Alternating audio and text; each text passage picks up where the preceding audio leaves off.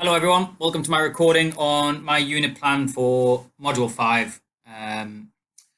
Let's get straight into it. So first of all, I'd like to say I found this module extremely difficult. There was a lot of problems I had with lesson planning, and a lot of the things that I did during this module were editing and re-editing, and I ended up scrapping a lot of ideas and really not getting to grips with a lot of this module. So what did I do wrong, first of all? A lot of the things that I did wrong in this unit were basically trying to think too big and trying to be too clever and not really getting to grips with what I was trying to teach the students.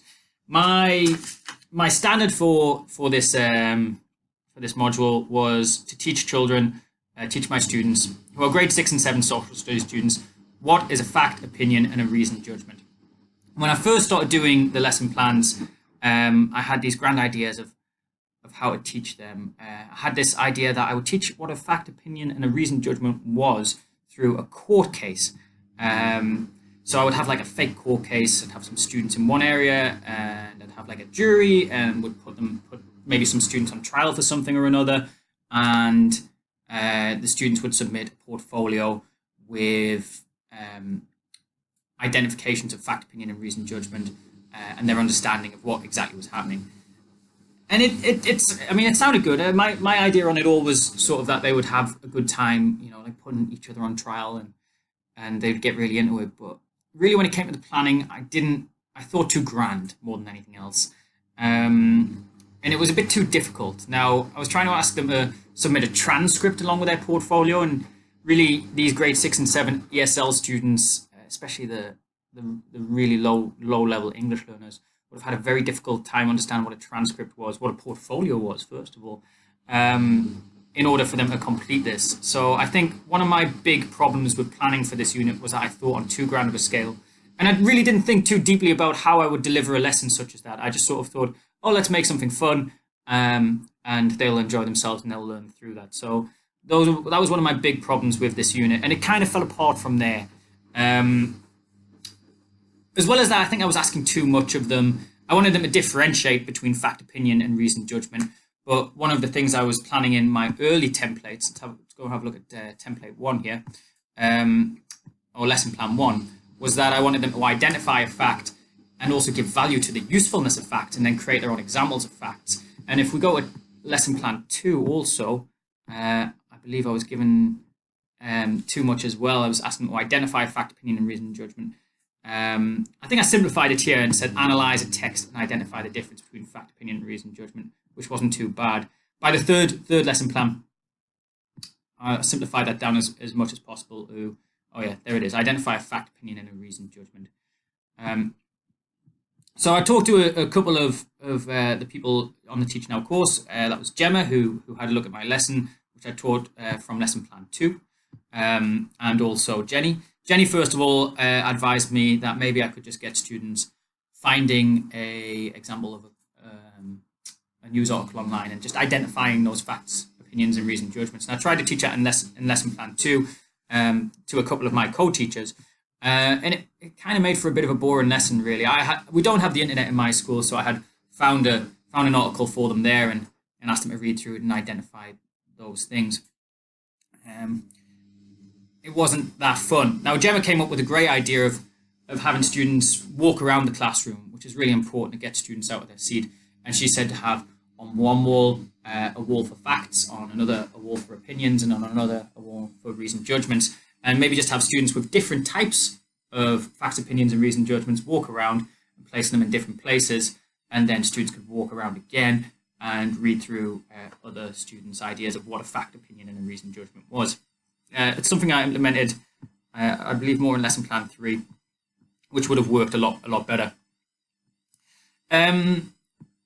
Teaching these lessons, again, it was very, very difficult for me. And I think one of the big problems I had was that I didn't really get to grips with what the students wanted to learn, first of all, or what it was that I wanted to teach. And I wasn't really getting to grips with the backwards planning. And one of the reasons for that is these lesson plans, templates.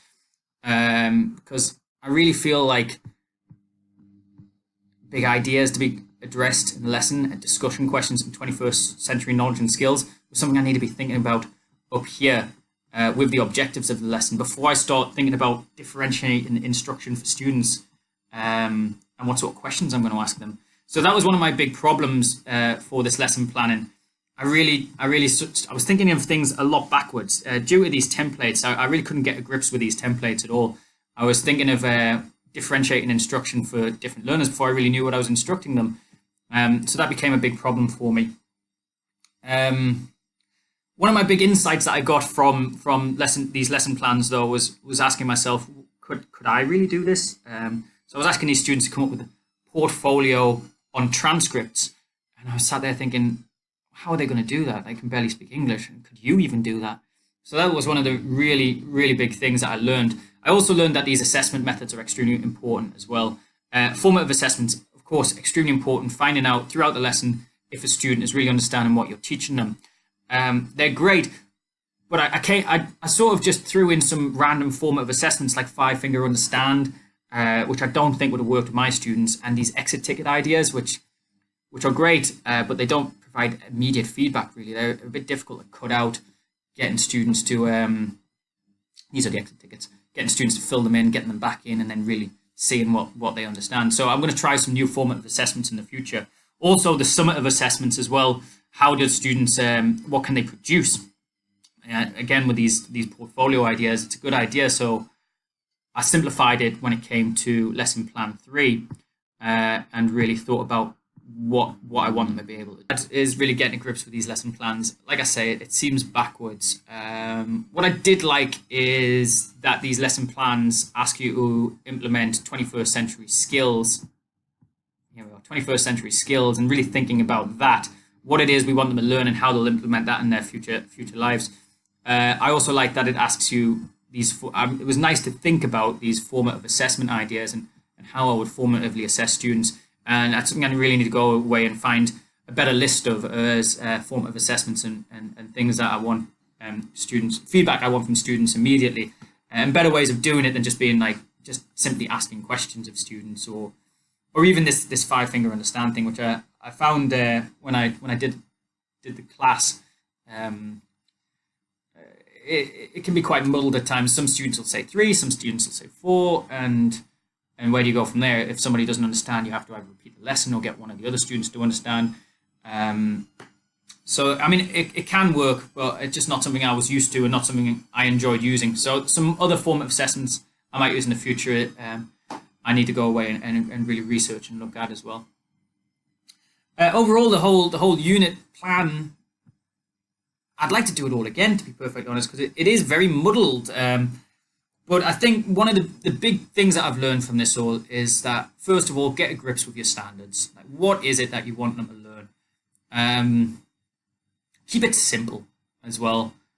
Don't try and come up with something extremely fancy because you think the kids will really enjoy it. Just try and find the easiest way for the students to intake that knowledge. Get to grips with these formative assessments and the summative assessments too. What works for you and what you think would work for your class.